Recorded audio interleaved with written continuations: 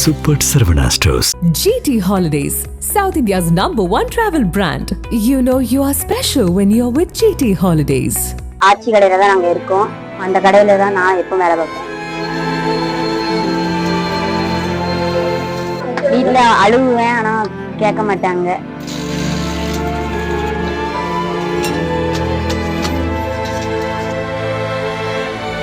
தூத்துக்குடி மாவட்டம் காமநாயக்கன்பட்டி குருவிநத்தம் பகுதியை சேர்ந்தவர் பிரான்சிஸ் இருதயராஜ்.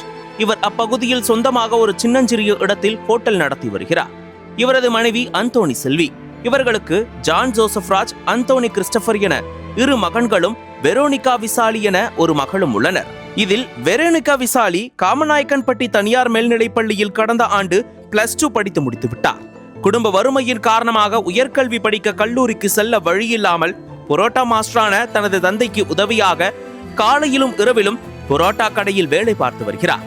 பகல் நேரத்தில் அருகாமையில் உள்ள ஒரு ஜவுளி கடையில் குறைந்த சம்பளத்தில் வேலை செய்கிறார். +2 மேக்ஸ் பயாலஜி குரூப் எடுத்து படித்து தேர்ச்சி பெற்றுள்ள போதிலும் தன்னால் கல்லூரிக்கு செல்ல முடியவில்லையே என்ற ஏக்கத்துடனும் பெரும் கனவுடனும் பரிதவித்து வருகிறார். இது குறித்து அவர் நக்கீரனிடம் கூறுகையில், வீட்டின் மிக வறுமையான சூழல் மற்றும் பணமில்லாத ஒரே காரணத்தினால் என் கல்லூரி படிப்பு தடைபட்டு விட்டது. தினமும் காலையில் இந்த புரோட்டா கடைக்கு வந்து பாத்திரங்களை கிளீனிங் செய்துவிட்டு வெங்காயம் உரித்து வெட்டி கொடுத்துவிட்டு அதன் பிறகு புறப்பட்டு 10 மணிக்கு ஜவுளி கடைக்கு வேலைக்கு சென்று விடுவேன்.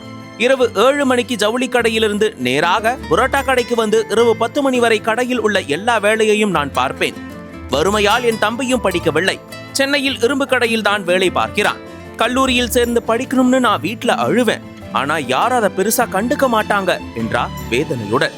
மாணவ மாணவிகள் உயர்கல்வி தடைபடக்கூடாது என்பதற்காக நான் முதல்வன் திட்டம், புதுமை பெண் திட்டம், தமிழ் புதல்வன் திட்டம் என பல்வேறு சிறப்பு திட்டங்களை அரசு செயல்படுத்தி வருவது தெரியுமா?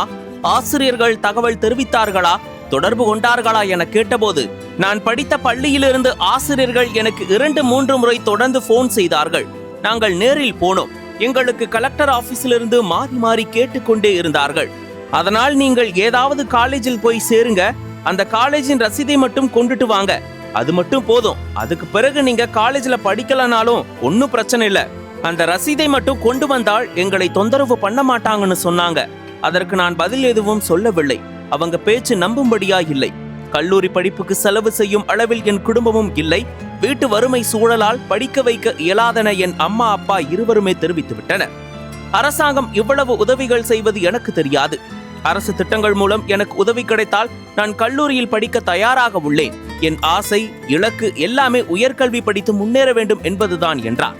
உயர்கல்வி பயிலுவதற்கு எந்த ஒரு தடையும் இருக்கக்கூடாது என்பதற்காக பல திட்டங்களின் வாயிலாக பல வழிகாட்டுதலையும் நிதி உதவிகளையும் வாய்ப்புகளையும் அரசு வழங்கி வருகிறது. இந்த வாய்ப்புகளை மாணவர்கள் பயன்படுத்துவதில் ஏதேனும் சிக்கல்கள் இருக்கிறதா என கண்டறிந்து உரிய வழிகாட்டுதல்களை வழங்க தூத்துக்குடி மாவட்ட ஆட்சியர் அலுவலகத்தில் 24 மணி நேர கட்டுப்பாடு அறையும் செயல்பாட்டில் உள்ளது. கல்லூரிகளில் சேர முடியாத மாணவர்களை கண்டறிந்து அவர்களுக்கான தடைகள் குறித்து ஆராய்ந்து பொருளாதார பிரச்சனைகள் உள்ளிட்ட சிக்கல்களை முழுமையாக தீர்ப்பதற்கு மாவட்ட கலெக்டர் இளம்பகவத் தனிப்பட்ட முறையில் முயற்சிகளை எடுத்து வருகிறார். மேலும் தூத்துக்குடி மாவட்டத்தில் 100க்கும் மேற்பட்ட மாணவர்களுக்கு கலெக்டர் இளம்பகவத் தனது சொந்த பணத்தை கல்வி கட்டணத்துக்காக வழங்கி வருகிறார். அதன் மூலம் பலர் படித்து வருகின்றனர். இப்படி அரசு திட்டங்கள் ஒருபுறம், ஆட்சியரின் தனித்துவமான செயலாக்கம் ஒருபுறம் என உயர்கல்விக்கு முக்கியத்துவம் அளித்து வரும் நிலையில் ஒப்புக்கு வேலை பார்க்கும் கதையாக சில ஆசிரியர்கள் ரசீது மட்டும் போதும், அதற்கு பிறகு நீங்க காலேஜ்ல படிக்கலனாலும் ஒன்னும் பிரச்சனை இல்ல, அந்த ரசீதை மட்டும் கொண்டு வந்து கொடுத்தால் எங்களை தொந்தரவு பண்ண மாட்டாங்கன்னு பேசி அரசையும் கலெக்டரையும் ஏமாற்ற துணிந்திருப்பது பொறுப்பற்ற அலட்சியமான போக்கு. இத்தகைய மனநிலையில் உள்ள ஆசிரியர்களை வைத்துக்கொண்டு மாநிலத்துக்கே முன்னுதாரணமாக 100% இலக்கை உயர்கல்வியில் எட்டுவோம் என கலெக்டர் இளம்பகவத் நினைப்பது வெறும் கனவாகவே முடிந்து போகும்.